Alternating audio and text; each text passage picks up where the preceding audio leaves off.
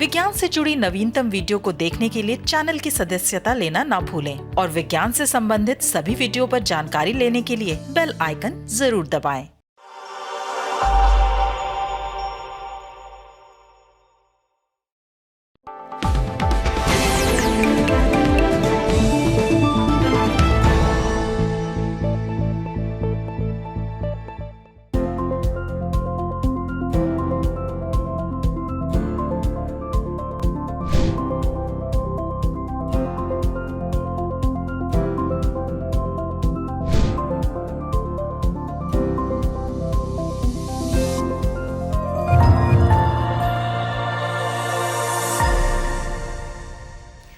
नमस्कार, वैज्ञानिक चेतना से लैस अनुसंधानिका में आप सभी का स्वागत है। मैं हूं आपके साथ अंजलि चौहान और अनुसंधानिका के इस अंक में देखिए, कोल्ड चेन के तापमान की निगरानी के लिए वैज्ञानिकों ने तैयार की डिवाइस एमबीटेक। एक वैज्ञानिक अध्ययन के मुताबिक सालों तक असरदार रहेंगे कोरोना टीके और कमरे के तापमान से संचालित होगा ऑक्सीजन सेंसर। टीकों, दवाओं और शरीर के अंगों को जब एक स्थान से दूसरे स्थान तक परिवहन किया जाता है तो उसके लिए एक कोल्ड चेन की जरूरत पड़ती है। साथ ही उपकरणों के जरिए इस बात की भी निगरानी रखी जाती है कि कोल्ड चेन सही तरह से कार्य कर रही है या फिर नहीं। कोल्ड चेन की निगरानी करने वाले उपकरण के आंकड़ों को देखकर ये पता लगाया जाता है कि तापमान में कमी या बढ़ोतरी तो नहीं हुई, क्योंकि ऐसा होने से वो सामग्री उपयोग के लायक नहीं बचती। भारतीय वैज्ञानिकों ने इसके लिए एक प्रभावी उपकरण तैयार किया है। आइए देखते हैं ये रिपोर्ट। भारतीय प्रौद्योगिकी संस्थान यानी IIT रोपड़ के वैज्ञानिकों ने एक डिवाइस एमबीटेक तैयार किया है जो टीकों, दवाइयों और शरीर के अंगों जैसी सामग्री के परिवहन एवं भंडारण में उत्पादों के तापमान पर नजर रखती है। ये उपकरण -40 डिग्री से लेकर +80 डिग्री के तापमान को रिकॉर्ड करता है तथा 90 दिनों तक आंकड़ों को सुरक्षित रखता है।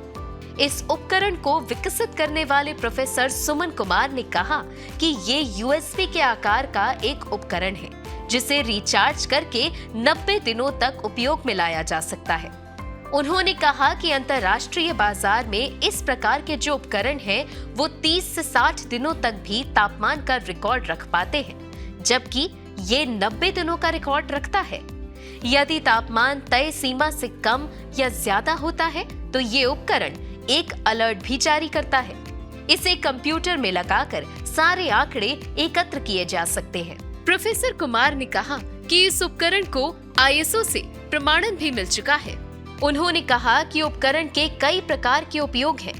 ये उन सभी सामग्री के परिवहन एवं भंडारण में इस्तेमाल हो सकता है जिनमें कोल्ड चेन की जरूरत होती है। उन्होंने कहा कि कोरोना टीके की कोल्ड चेन में इस्तेमाल के लिए इस उपकरण की कीमत सिर्फ 400 रुपए होगी, जबकि बाजार में ये 1000 रुपए से कम दाम पर मिलेगा। जो उपकरण अभी बाजार में विदेशों से मंगाए जाते हैं, उनकी कीमत हजारों में है। देश में सिंगापुर, हांगकांग, आयरलैंड आदि से ऐसे उपकरण आयात किए जा रहे हैं। इस प्रकार ये देश में निर्मित एक किफायती उपकरण है। कोरोना टीकों का असर कितने समय तक रहेगा, इसे लेकर टीका बनाने वाली कंपनियां भी अभी तक कोई दावा नहीं कर पाई हैं। हालांकि टीके की प्रभावकारिता को लेकर उन्होंने दावे जरूर किए हैं, लेकिन एक वैज्ञानिक अध्ययन में कहा गया है कि टीकों का असर कई सालों तक रहेगा। एक बार टीका लगने के बाद सबसे बड़ा फायदा ये होगा कि इससे बीमारी के गंभीर संक्रमण का खतरा टल जाएगा, यानी संक्रमण हुआ भी तो बेहद हल्का होगा। आइए देखते हैं ये रिपोर्ट।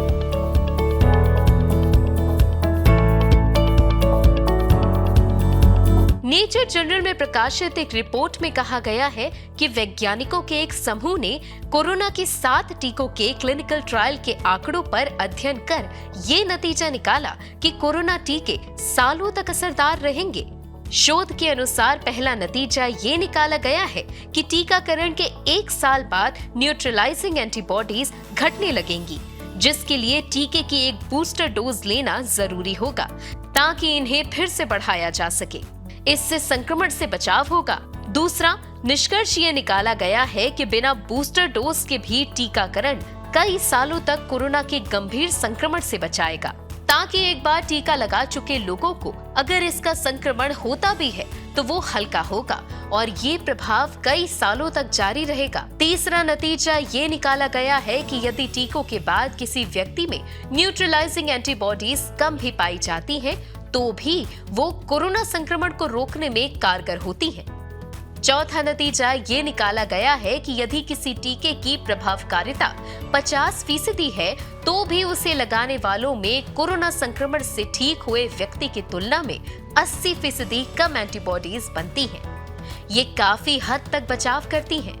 शोध के लेखक इंपीरियल कॉलेज लंदन के इम्यूनोलॉजिस्ट डैनियल ऑल्टमैन ने कहा कि ये अध्ययन कोरोना टीकाकरण और इम्यून प्रतिरक्षा को लेकर भविष्य की रणनीति तैयार करने के लिए महत्वपूर्ण साबित होगा।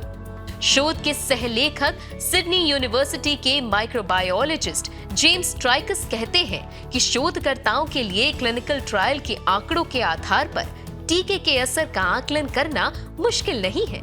हालांकि इस पर और गहन आंकड़े एकत्र करने की जरूरत है। उन्होंने कहा कि फाइजर, मॉडर्ना के mRNA टीके ज्यादा एंटीबॉडीज उत्पन्न करते हैं, जबकि एस्ट्राजेनेका के टीके से कम पैदा होती है। लेकिन 1 साल के बाद सभी में कमी आएगी और तब तक अतिरिक्त बूस्टर डोज उन्हें बढ़ा सकती है।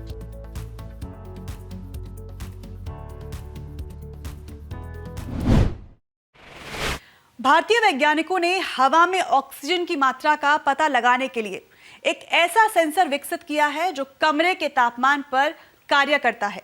ये उपकरण घरों, कार्यालयों में तो जरूरत पड़ने पर इस्तेमाल किया ही जा सकता है, लेकिन इसका असल उपयोग भूमिगत खदानों, ज्यादा ऊंचाई वाले स्थानों एवं वायुयान में होता है।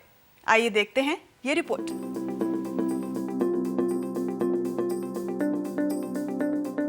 विज्ञान एवं प्रौद्योगिकी विभाग के तहत आने वाले स्वायत्त अनुसंधान संस्थान centre for nano and soft matter sciences यानी CENS ने ये सेंसर तैयार किया है।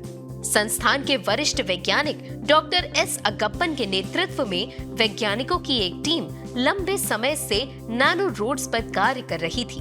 उन्होंने टाइटेनियम ऑक्साइड की मदद से एक मेटल ऑक्साइड सेमीकंडक्टर का निर्माण किया है, जो स्वाभाविक रूप से उपलब्ध अल्ट्रावायलेट विकिरण की सहायता से कमरे के तापमान पर चलता है। ये हवा में ऑक्सीजन की सांद्रता का पता लगाता है।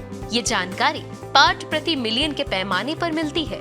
शोधकर्ताओं के अनुसार ये सेंसर कमरे के तापमान पर अच्छी संवेदनशीलता के साथ काम करता है। सेंसर 3 सेकंड में प्रतिक्रिया देता है तथा 10 सेकंड में पुनः दोबारा सक्रिय होकर आंकड़े एकत्र कर सकता है।